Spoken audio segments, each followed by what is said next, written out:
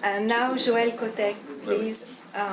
We are expecting your contribution, in which you will analyze the nature of threat in Belgium. So, regarding anti-Semitism, the Belgian time is denial or blindness. This is true both at the political level and at the media and university levels. While the humanities and social science are primarily concerned by racism in all its forms, university institution, I speak about Belgian university institution, appears to be paralyzed by the anti-Semitic phenomenon. And I would say for two main reasons. First, they are prisoners of their post-Marxist software. Most social scientists have theorized the death of anti-Semitism because of the gentrification of Jews, no help for whites, so no longer legitimate for racism. To read them, anti-Semitism would be nothing but a relic of the past, and an extreme right now will less inclined to hate the Jews than the Muslim considered, as you know, as the new Jews of our societies. Second reason, prisoner of an anti-fascist vision, these same academics cannot conceive or accept any other form of anti-Semitism than extreme right. Any deranged remark coming from an individual from the progressive left, for instance Corbyn, and of Muslim origin, can only be text of anti-Zionism, never anti-Semitic. This doxa undoubtedly explains the absence of qualitative and quantitative studies on anti-Semitism in Belgium, and this as much by dogmatism, the two reasons I explained, but also precaution, prudence. And why? Because our social scientists cannot, in fact, ignore the real. In most European states where statistics are available, it is the Jews who constitute the main targets of racist attack. Thus, in France, 50% of racist acts were against Jewish targets, while Jews make up just over less than 1% of the total French population. The gentrification of the Jews does not change anything.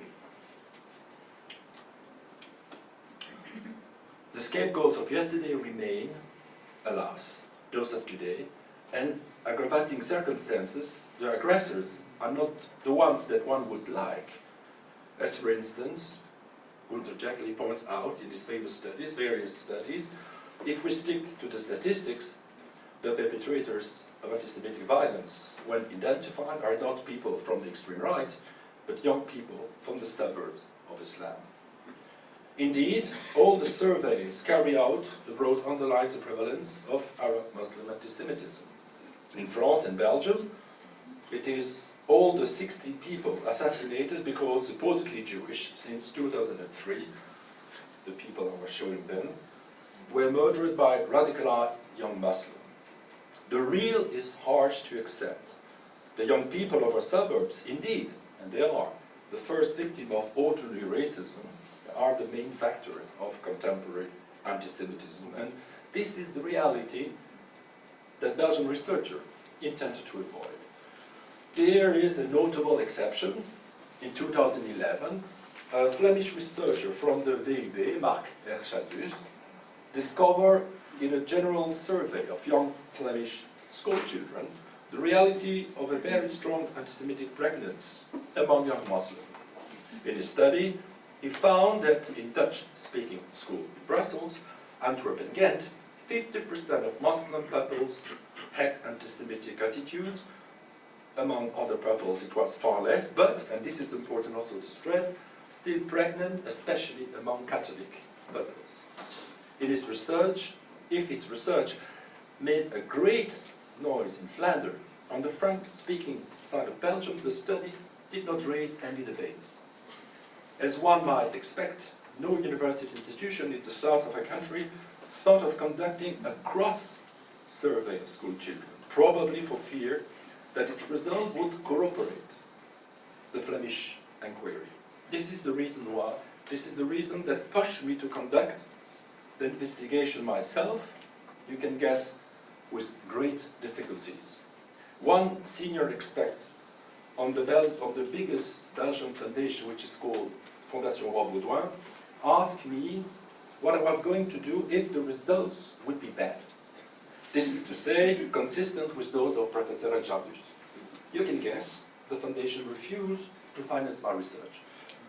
It took me nearly 4 years to find the funds to conduct a survey in this French-speaking school in Brussels, not without cunning.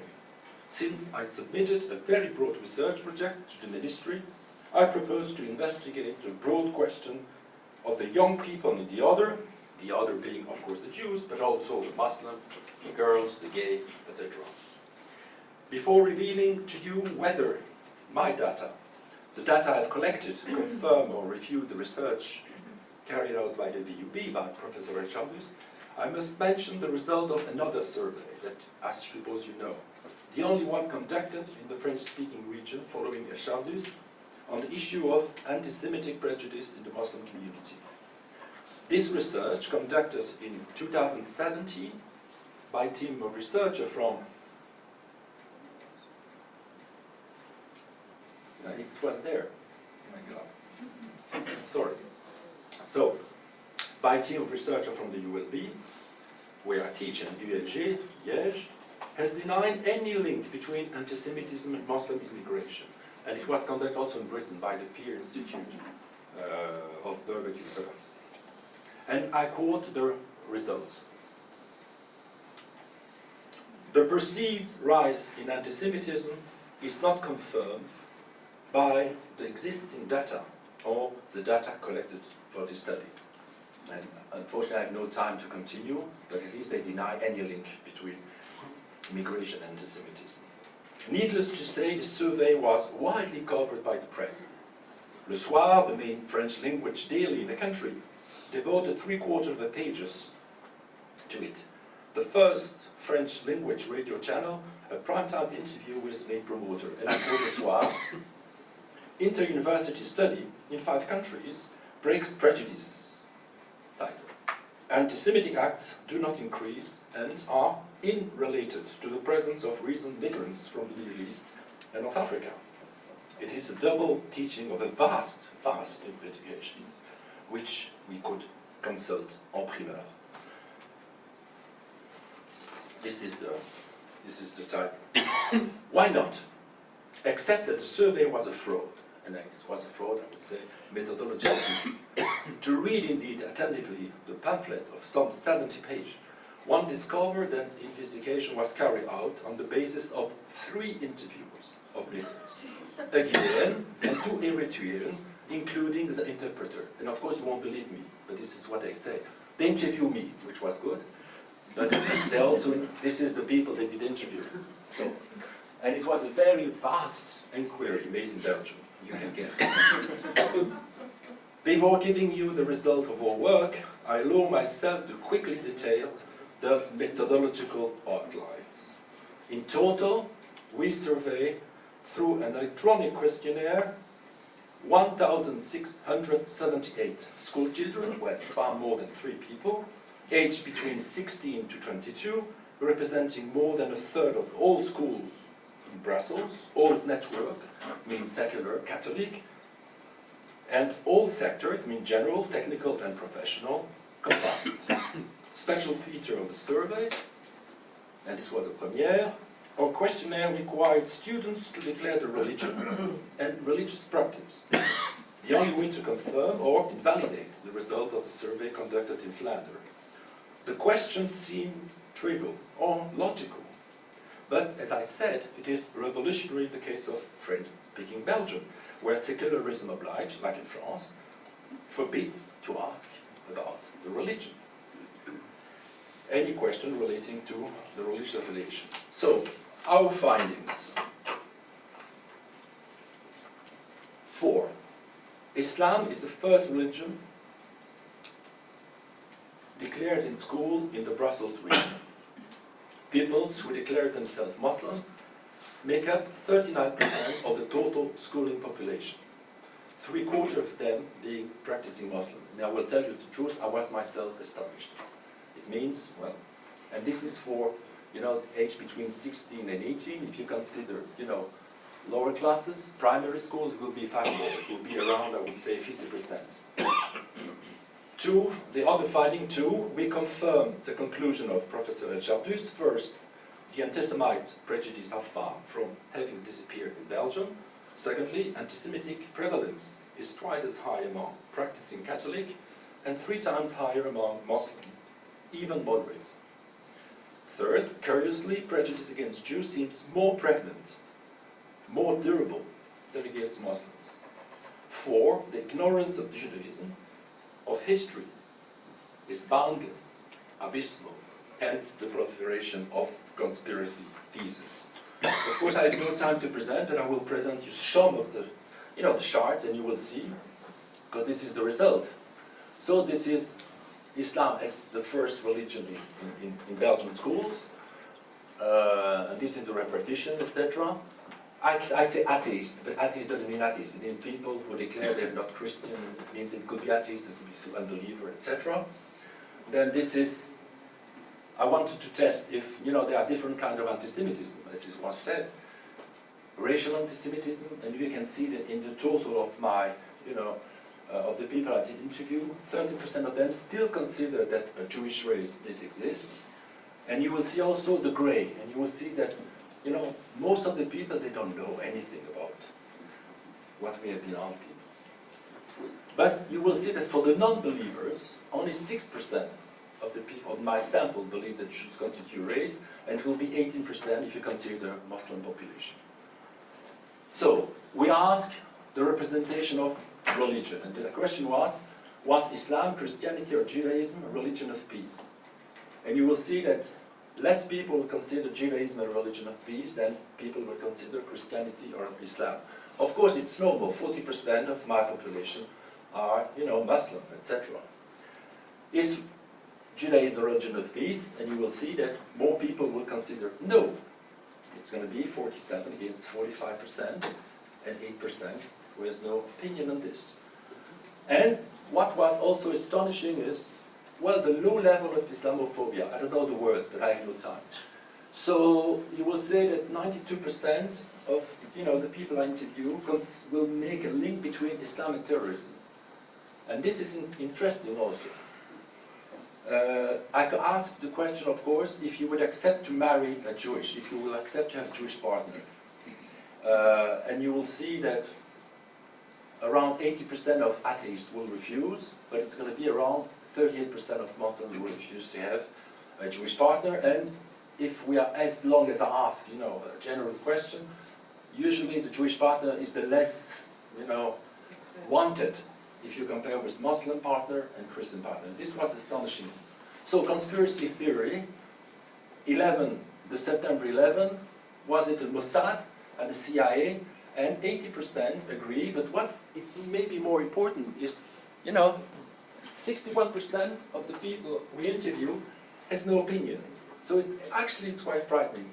And I have no time, but we ask also about the Armenian genocide, the Hutu, the Tutsi genocide, etc. And yet you will find 80% of people who doesn't know anything about those events.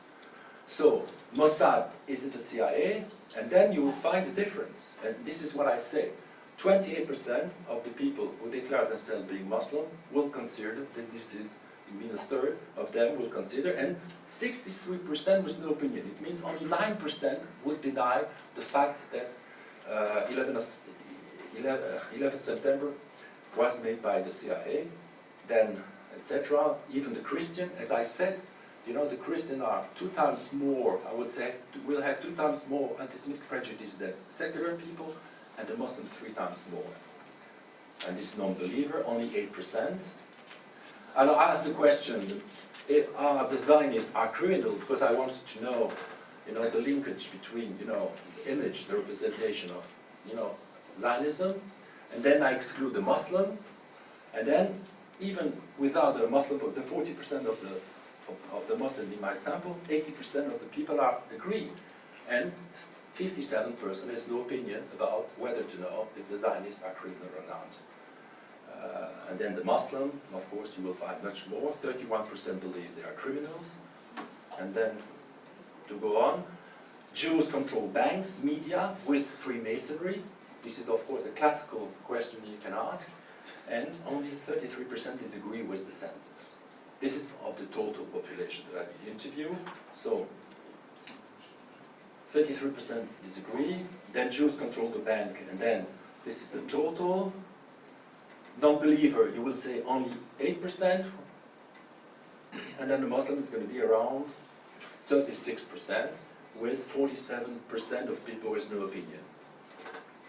And then I will more or less finish. The Holocaust is greatly exaggerated, and also you'll see that, again, 40% of the total sample agree with this. Consider the non-believer, it's going to be only 6%. And if you take the Muslim population, it's going to be 21%, but 48% with no opinion. Hitler, first and foremost, a German patriot. Of course, the question was not so well. It's a different question, but the results is interesting again, because you will see that for practicing Christian, only 31% will say no, and there will be 33% of people who has no opinion on the question. The same with the non-believer. And of course for the Muslim it's going to be far more. Only 23% would disagree with the question. And then maybe this one also is important, it's interesting. Is Gaza worse than Auschwitz? And then you will see that, again, and it's not easy to interpret, because is Gaza, 80% would say yes. And this is the total, of course, if you consider. Well, where is it? If you take the practicing Christian, 74% of the people has absolutely no opinion on this. And of course, non-believer, it's far less.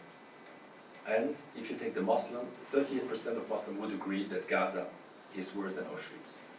And also, it means that it's not only anti-Semitism, it means that it's also a problem of they don't know what Auschwitz is. Because I ask the question, is Aleppo worse than Auschwitz? And the majority will say yes. So it means that maybe you have to work maybe a little bit more on the Holocaust, I don't know. Because if you consider Aleppo, you know, it was the time of the bombing. If you consider it's worse than Auschwitz, you have to question yourself about how people are educated, you know, Belgian school, and etc. I've got, you know, asked also about the women, about the gay, about this, but I have no time, and I thank you.